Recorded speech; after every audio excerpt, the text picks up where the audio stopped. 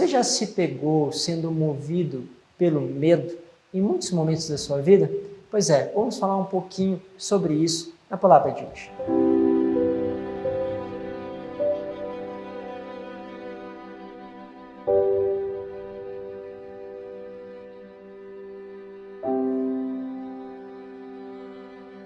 Em nome do Pai, do Filho e do Espírito Santo.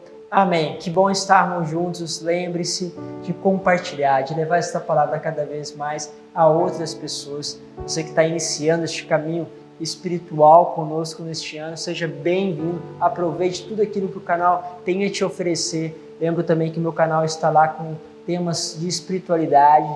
Você pode acessar Padre Isaac Madureira e vai pegar os conteúdos de espiritualidade, o santo do dia. Vale a pena conhecer e deslumbrar-se com aquilo que a espiritualidade nos fornece e que fortalece a nossa vida.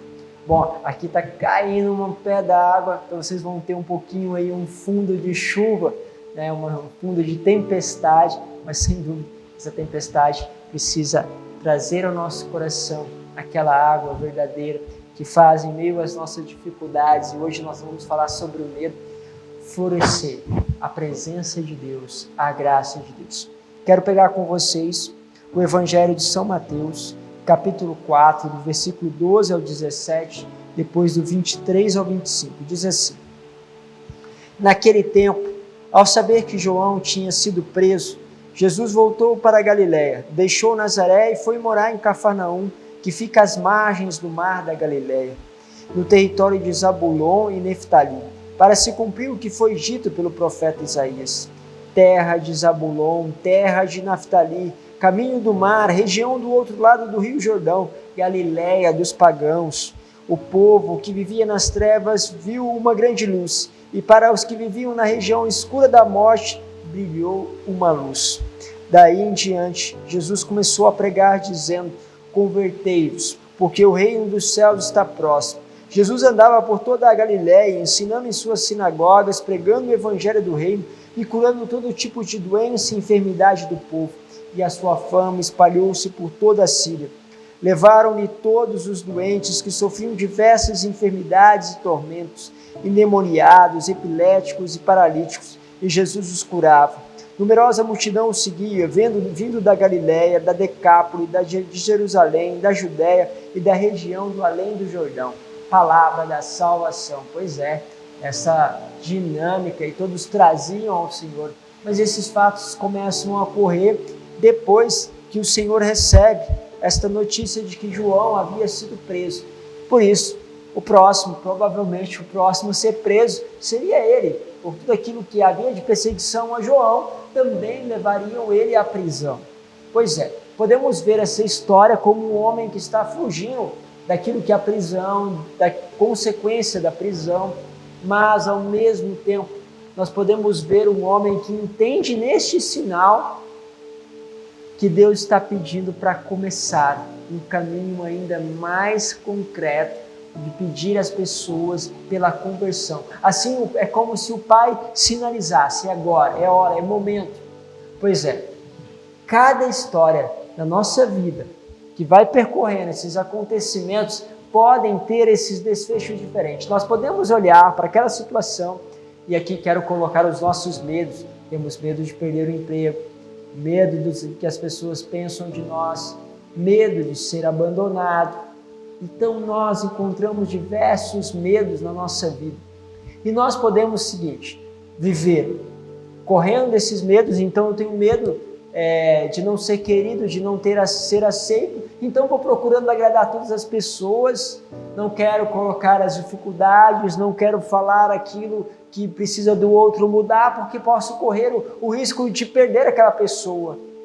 Não quero correr esse risco de ficar sozinho, então vou sujeitando as minhas escolhas, a minha vida, aquilo que o outro vai colocando, que muitas vezes é pecado, mas eu me sujeito ao pecado para que não possa perder alguém.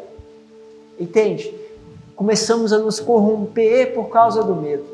Temos medo de perder a vida, por isso muitas vezes não vamos às pessoas da qual o Senhor nos confia.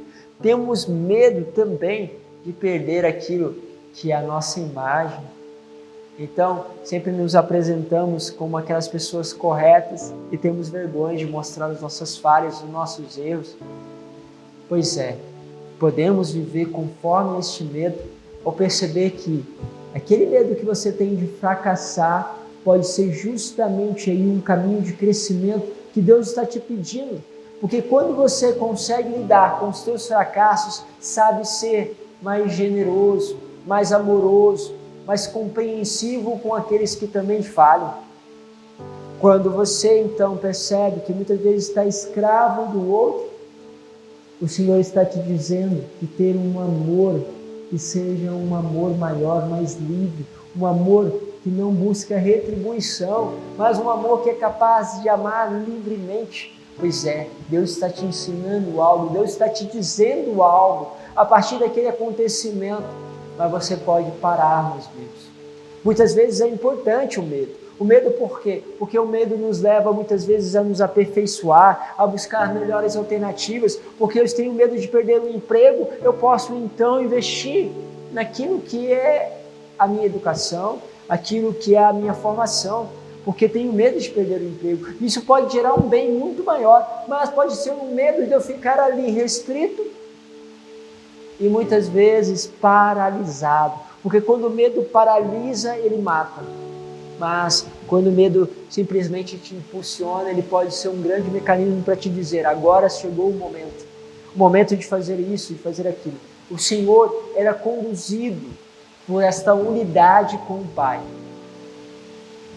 Por isso, as informações que chegavam de João era mais uma confirmação do caminho a seguir. Por isso, os seus medos podem estar dizendo muito sobre o caminho da qual você precisa seguir, de confiar mais nas pessoas, se despojar-se mais, de amar mais, de se formar mais, de se aprofundar. E aí, tá vendo? Você pode encontrar tantas coisas, mas depende como você quer viver cada situação que vai se apresentando a ti. Por isso pedimos, derrama, ó Senhor, esta chuva de graça sobre nós, sobre os nossos corações, para que justamente possamos ser fiéis.